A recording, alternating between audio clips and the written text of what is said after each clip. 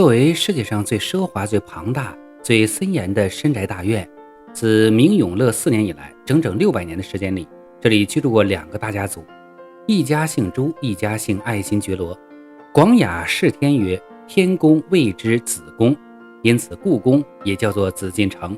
但明明是皇家别院，故宫也经常传出些诡异的传闻。2021年，北京电视台的主持人谭江海在故宫拍摄短视频的时候，视频的画面中就出现一个仿佛身着古装的女人影子，而这期节目的拍摄内容正是故宫诡异传说中登场率最高的珍妃井，不由得让人汗毛倒竖，细思极恐。大家好，我是热心读者，又和大家见面了。在节目开始前，麻烦帮我点个赞并关注一下吧，谢谢了。2021年8月，北京电视台主持人谭江海在自己的个人媒体账号中发布一则看似普通的短视频。所有这些民间传说都不是为了吓人，而是为了劝人莫行坏事，不做亏心事，不怕鬼敲门嘛。我们可以看到在视频的最后一帧，放大镜头可以清楚地看到一个白色的人影。要知道，这周围都是红色梁栋，一个白色的人影确实和周遭的环境格格不入。读者之前说了，故宫虽然是明清两朝的皇宫，但却流传着相当多的诡异传说。其中最有名的一个就是珍妃投井。珍妃是清朝光绪帝最宠爱的妃子，但是和慈禧太后的关系非常不好，到后期甚至可以说是剑拔弩张。因为珍妃卖官，所卖的官职中仅仅是上海道台一个官职，就卖到了4万两白银，而且珍妃有时会当面顶撞慈禧，支持并帮助光绪帝维新变法，因此他就成了慈禧太后的眼中钉肉中刺。1900年八国联军进攻北京，慈禧准备带着光绪和一干嫔妃逃往西安。出发的前一天夜里，慈禧单独召见了珍妃，称待她不方便，万一留在北京受辱，对不起列祖列宗。此时的珍妃和慈禧打起了哑谜，不仅装作听不懂的样子，还趁机让慈禧单独西逃，留下光绪和自己坐镇京师维持大局。他心中想借此摆脱慈禧的掌控，此言一出，慈禧彻底被激怒，让太监崔玉贵和宫女王德环两人，一人抓着一只脚，把珍妃头上脚下塞进井里。等到第2年慈禧回宫，才派人打捞珍妃的尸体，此时尸身早已腐烂得不能辨认，面目全非。我们现在看到的珍妃井是整修过的，网上有流传说当时的井口比较小，珍妃是手脚都被折断，然后硬塞进井中，整个人异常痛苦，因此这口井也是整个故宫中怨气最重的地方之一，甚至连中央电视台都曾派出节目组一探究竟。我们说回谭江海的视频，这个白色的人影到底是怎么回事呢？读者觉得无非就是3种可能。第一种，空想性错视。很多人或许都有过类似感觉，看地板的轮廓、墙上的插座板、水渍的形状，无论什么东西似乎总是能从中看出人脸来，仿佛毫无生气的物体自己活了过来。这种现象就叫做空想性错视，也被叫做幻想性错觉，是一种常见的心理现象。人类的大脑对外界出现的某幅画面或一段声音，总是倾向于赋予一个具体的含义，但其实这种含义只是某种巧合，并不存在。最典型的例子就是这张照片，这是上世纪70年代 NASA 的海盗1号太空船在火星上空对西多尼亚地区拍摄留下的。图片中央偏上的山丘不仅有2个对称的洞，而且在对称轴上还有凸起部分，下面也有一处凹陷，活像一张人脸。因此这张照片被称为火星之脸，以至于很多人弄假成真，认为火星上存在生命，但实际上这就是一座山丘而已。第2种可能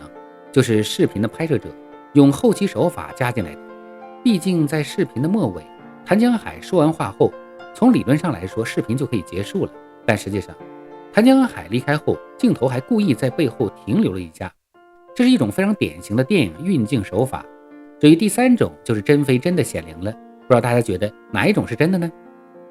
虽然晚上的珍妃井中到底怎么样我们不得而知，但白天的珍妃井里倒是被游客投了不少的许愿币。其实除了珍妃井之外，故宫里的诡异传说还有很多，其中最具代表性的就是宫女游荡事件了。那时新中国早已成立，满清皇室退出了历史舞台，故宫也不再是皇家居住的权力中心。1992年的某天，雷雨交加，一位故宫工作人员从珍宝馆附近的夹墙走过去，忽然看见远处有人打着宫灯走过来。这人心里感到奇怪，手电筒已经普及了，谁还会用传统的灯笼呢？正当他仔细观望，心里疑惑的时候，突然宫灯处还传来了啪嗒啪嗒的声音。过了一会儿，他又忽然看见一排整齐又死板的黑影，正一步一步地朝前方走去。深夜昏暗的光源下，这排身影诡异僵硬。这时工作人员才看清，这分明是几个打着宫灯的宫女。后来此事传开，许多人都称自己曾在故宫见到了鬼影，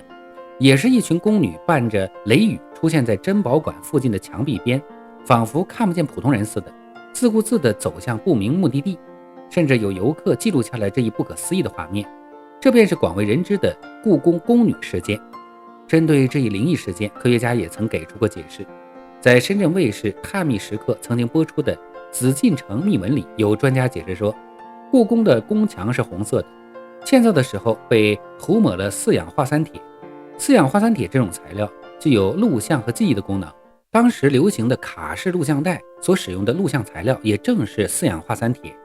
很多年前的一天，一众宫女经过，刚好赶上闪电，这时候闪电将电能传导下来，宫墙就有了录像带的功能，将宫女经过的影像录制下来。如果以后再遇到雷雨天气，有闪电刚好出现在那面宫墙，可能就会像录像放映一样，出现以前被录下的宫女的影子。这个解释是网络上传播度最高的一个，但是这个解释虽然合理，但仔细想想，其实漏洞百出。首先，即便故宫宫墙在明清时刚开始刷的材料是四氧化三铁，但经过多年侵蚀和粉刷，这些四氧化三铁还能剩下多少呢？况且解放后故宫宫墙也曾粉刷过多次，尤其是在1992年，更是不知道刷了多少次。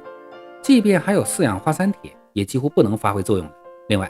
想要呈现清晰的图像，必须要有非常合理的焦距，同时成像的过程还需要3步：通过光学镜头将画面投放到感光元件上，感光元件将图像转换成电磁信号，